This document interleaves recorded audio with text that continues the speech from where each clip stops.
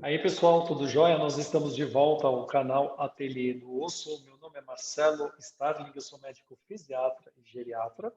Eu sou Lucas Boechat, médico ortopedista. E nós, como de praxe, nós vamos fazer um aviso que esse vídeo ele não pretende esgotar as informações sobre o tema que nós vamos falar e pode conter opiniões pessoais associadas a dados às publicações científicas. Não é recomendado realizar diagnósticos e tratamento baseados exclusivamente nesse vídeo, sem ajuda de profissional da área. E claro que nós não temos nenhum conflito de interesse. Já já nós vamos iniciar a aula. Doutor Lucas, você acha que a gente poderia ter algum conflito de interesse? Eu acho, nós vamos falar da história dos calçados, né, Marcelo? Se a Nike, a ASICS, mesmo quiser patrocinar a gente, pessoal, estamos aí, viu? Então, esse é o nosso assunto de hoje, né? A evolução dos calçados, muito interessante. Primeiramente, nós falamos da evolução da corrida e hoje nós vamos falar da evolução do calçado. Mas pensando na corrida, a corrida é o esporte mais democrático que existe. Basta apenas um bom par de tênis. Opa, mas será que um bom par de tênis é suficiente? Você pode correr em qualquer lugar. Agora, existem tênis que são para pisadas pronadas, supinadas. Existem os tênis minimalistas, que todo mundo tem o interesse em saber. Esse vai ser o assunto para o nosso próximo episódio, porque hoje nós vamos falar sobre a evolução dos calçados, que é uma história fascinante, e quem vai falar essa aula inteirinha é o Lucas, que é um grande conhecedor dessa história, ele gosta da história, ele gosta de estudar esses assuntos. Então, Lucas, fica à vontade e dê início à história do Ateliê do Osso, a evolução dos calçados. Obrigado, Marcelo. É verdade, eu gosto dessas narrativas, né? Elas ajudam a gente a entender melhor onde é que nós estamos.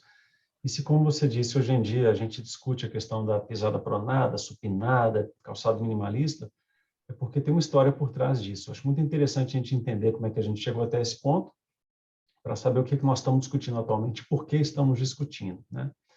Bom, então os primeiros fósseis que a gente tem de calçados, já estão aí, são exemplares que estão em museus, são calçados do século VIII a.C., encontrado na América do Norte, outro na Armênia, de couro, um de palha, e eram calçados que tinham a função simplesmente de proteger os pés do sujeito às intempéries do tempo, né? Então, estava frio, calçava uma coisa quente, ou para pisar no gelo, para pisar na neve.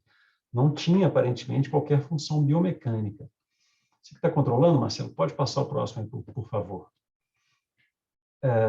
E depois, quando começa realmente a aparecer e serem difundidos os calçados, é com os gregos e os romanos, né? E então a gente conhece lá como essa figura da direita aí, ó, o calçado da Legião Romana, né? Ali à esquerda um calçado de grego. Eles já começaram a usar calçados, inclusive, para a prática de atividades físicas esportivas, nas Olimpíadas gregas, por exemplo. Eles competiam naquelas lutas, hoje em dia chamadas de luta greco-romana, né? Luta livre, nus, mas algumas vezes calçados, para o pé ter mais tração no solo. Agora, é aí que os calçados começam a se difundir pelas sociedades também. A sociedade romana e egípcia, não é, grega, começam a utilizar os calçados.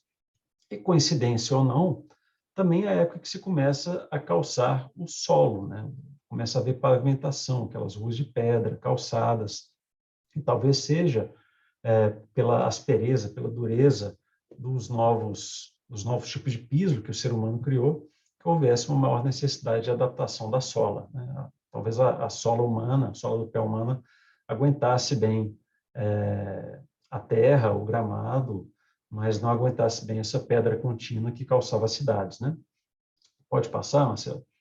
E depois disso, ainda com os calçados se difundindo, a gente vai perceber na Idade Média uma função muito importante dos calçados que a gente não deve se esquecer ainda hoje quando a gente está lidando com pacientes, que é a moda e a cultura, né? Então, olha que interessante aquela imagem lá de cima da esquerda, a quantidade de sapato maluco que o pessoal já usou na Idade Média, né? Olha aquele tamanco que doido para o cara ficar mais alto, vários tipos diferentes de sandália, bicos finos, aí como essa imagem da direita, né? Um bico fino extremamente longo.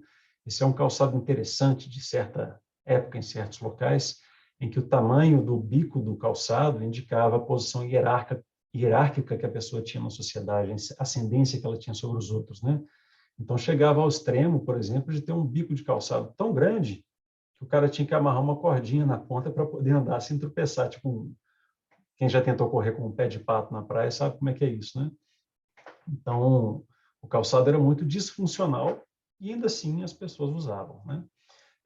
E aí embaixo tem duas curiosidades também. Esse sapato, esse calçado da esquerda aí, é dos chineses, ele é de ferro fundido e era utilizado para manter os pés das gueixas, né, das moças pequenininhos, né? Eles achavam esse pé bonito, então, coitado, judiavam das meninas lá para elas ficarem com o pezinho, né? E esse aqui, embaixo à direita, é um tamanco holandês, que ele é todo feito de madeira. Eu achava que isso aqui era extremamente disfuncional, que era só uma coisa cultural. E quando eu fui lá, eu aprendi que não, que isso aqui é um ótimo calçado para terrenos alagados. E a Holanda era um terreno, um país, um grande alagamento, né? Um grande brejo, aquilo lá, que foi sendo drenado ao longo dos anos e foi formando terra firme. Quem já visitou Amsterdã, né, conhece aquele tanto de canal no meio da cidade, que era um grande brejo e os canais são a drenagem desse brejo, né? Pode passar, por favor? Lucas, eu Sim. quero fazer dois comentários muito importantes aqui, que com relação a esse calçado reto aqui, né, com esse bico, como você disse, o lance da cordinha é muito importante, porque hoje a gente tem essa cordinha ainda, né? Para aqueles pacientes que têm o pé caído, essa cordinha ela chama de tira de estus, e você pode amarrar na ponta do pé, para o pé flácido, que é o pé caído, que não tem nenhum tipo de espacidade, você ainda usa essas cordinhas para melhorar. E depois da evolução também dos calçados das gueixas, que você falou muito interessante, teve uma época que eles também faziam talas, né? Eles faziam as talas para tentar diminuir esse tamanho do pé. É, Eles usavam muito as ataduras para manter apertado o pé quando eles pararam de fazer esse calçado em ferro fundido, né? é isso aí. E que seria um método mais fácil de você tentar manter esse pé pequenininho. Muito interessante a história aí dos É. calçados. Mas mesmo assim, as pobres coitadas das chinesinhas tinham imensas dores nos pés ainda assim, né? Bom, aí a história começa a mudar no final do século XIX, lá para os anos 1880, 90, vem essa família aí que era fabricante de calçados, tinha uma fábrica, a Foster's, né? E essa Foster's que foi a primeira a fabricar o primeiro calçado indicado para atividade física, para corrida e para jogar cricket. E era muito parecido com um calçado formal, né, um sapato, que simplesmente tinha travas embaixo para dar aderência ao solo. E essa Foster's, alguns anos depois, por um motivo de marketing, veio se transformar na nossa Reebok, na Reebok, né? É a mesma empresa, foi a primeira fabricante de calçado esportivo, entre aspas, moderno, né, da história.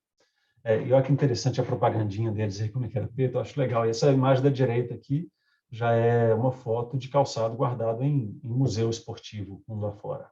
Pode passar? E aí, entre o século XX e entre esse cara aí da foto em preto e branco, esse é um cara que revolucionou tanto a história dos calçados quanto do marketing esportivo. Esse é o Adolf Dassler. E aquele livro ali da esquerda é exatamente sobre ele, a história dele e o irmão dele.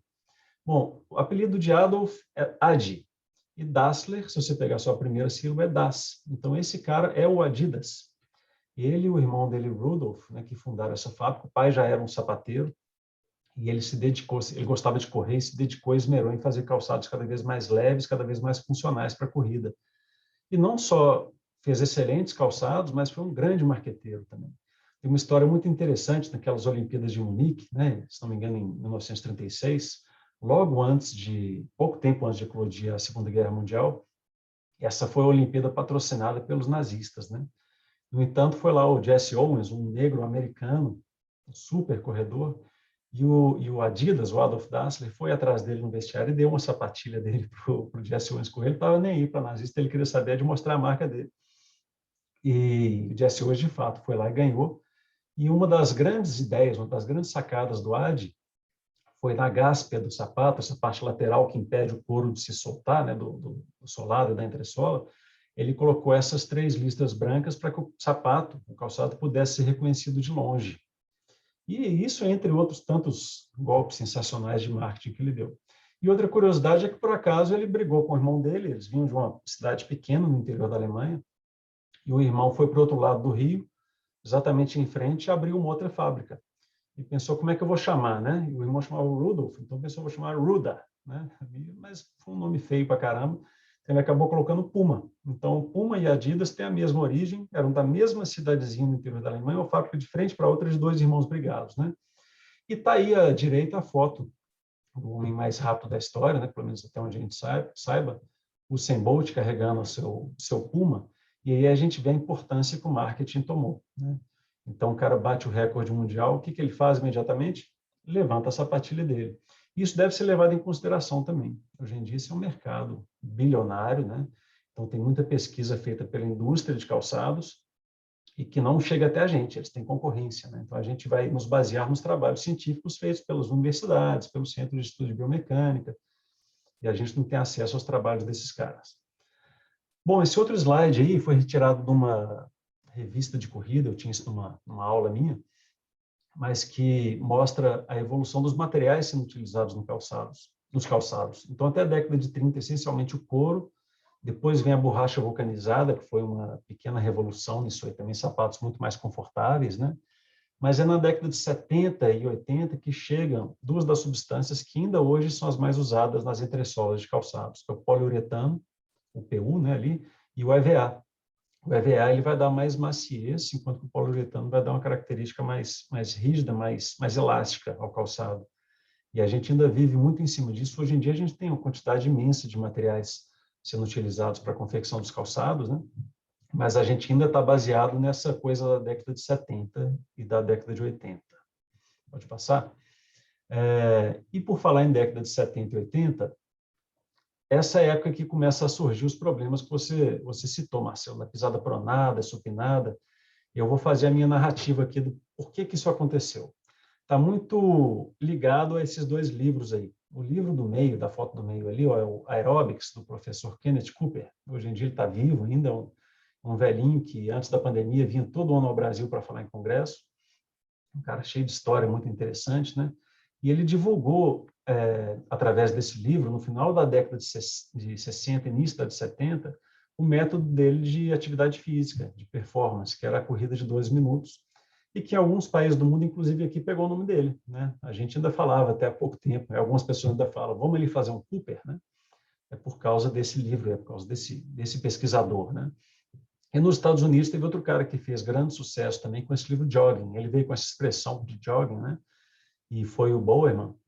Ele fez uma viagem à Nova Zelândia e viu um pessoal que corria lá. Falou, quer saber, eu vou correr também. Depois de algumas semanas ele estava se sentindo super bem e resolveu divulgar isso. E foi outro livro que fez aquelas pessoas que vinham... Imagina uma sociedade que vinha de uma vida rural e de repente se torna urbana, algumas décadas antes, né? De repente se torna sedentária, começa a viver em cadeiras, começa a dirigir carro, começa a ganhar peso, a ser sedentário, e de repente essa turma lê um livro ou vê o vizinho correndo e resolve correr também. O que acontece com o sedentário? Começa a exagerar na atividade física, né? Ou se empolga. É provável que surjam lesões. E com o surgimento das lesões, começou a pipocar um monte de marca de calçado, então tem a coisa da moda, mas também tem a tentativa de prevenção e tratamento de lesões. E é dessa época que começa a surgir Nike, né? O Nike, na verdade, ele era um importador dos Estados Unidos da ASICS, chamava Blue Ribbon, a fábrica ainda, depois se tornou essa gigante da Nike, mas tinha as japonesas ASICS, a Mizuno, a própria Reebok dessa época, ela volta a se erguer. Nos Estados Unidos ainda New Balance, a Adidas nunca parou, né? E aí a gente vê essa explosão de número de marcas e tipos de calçados. E o que a indústria pensou, primeiramente, para ajudar essas pessoas que estavam correndo e se lesionando?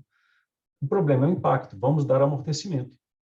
Com o amortecimento, talvez excessivo, não sei, começa a surgir o problema da instabilidade. Então, também é da década de 70, 80 que começa a surgir essas teorias, essas análises de pisada pronada, pisada supinada, e começam a surgir os calçados para tentar resolver esse problema, né?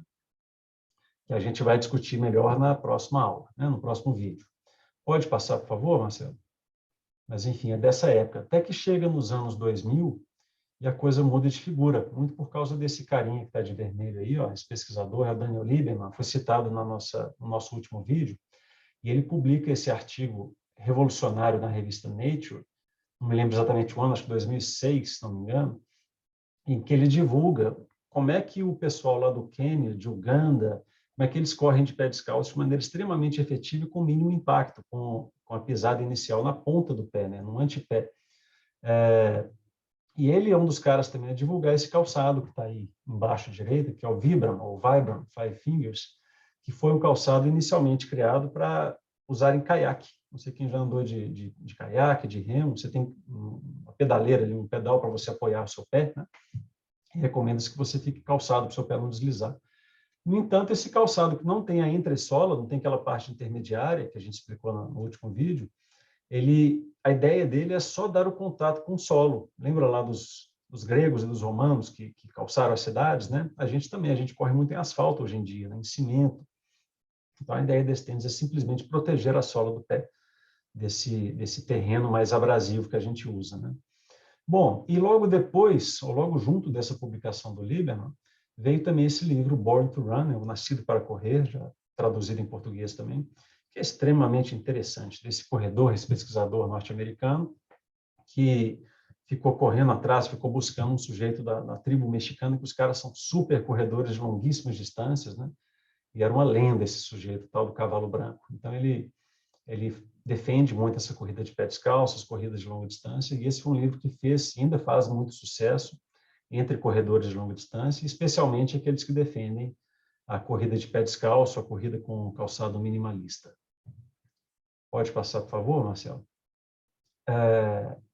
Então, gente, a gente tem, e eu acho que é essa grande motivação da próxima aula, uma história de calçados que começa a ser desenvolvidos na década de 70, principalmente, para tentar prevenir lesões, e que desenvolveu muita literatura. Só que muita literatura de calçados de um tipo, por exemplo, neutro versus para pés pronados. Calçado mais rígido, menos rígido, com drop contra sem drop, né? E foi tanto tempo de estudos de calçados contra calçados, que os calçados eles têm uma aparência muito mais científica, né? Muitos estudos feitos. Mas é só a partir dos anos 2000, da década dos anos 2000, que começa a ser feitas as pesquisas com o descalço, né? Então, é uma coisa muito recente ainda, a gente ainda sabe pouco sobre isso, ainda tem poucos estudos na literatura, mas é fascinante, ainda mais se colocado junto com essa história da corrida do ser humano, né? E a história da evolução dos calçados. Nós temos muito que aprender ainda sobre isso. Então é isso, muito interessante, essa parte de história, né? Principalmente da criação da Adidas, da Nike, da New Balance. A gente vê que tem uma lógica nessa evolução. E para o próximo capítulo, então, nós vamos falar dos calçados pronados, supinados, neutros, dos minimalistas. Qual que é o melhor calçado para você que corre? Para o seu treinador que te ofereceu ou não, qual o tipo de calçado que você deveria treinar? Isso é frequente. A minha dúvida, meu treinador um dia falou assim, Marcelo, o melhor calçado para você correr é aquele.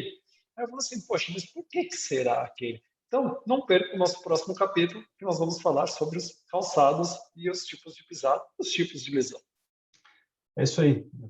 Eu tô ansioso para o próximo, viu, Marcelo? Acho que você está também, né?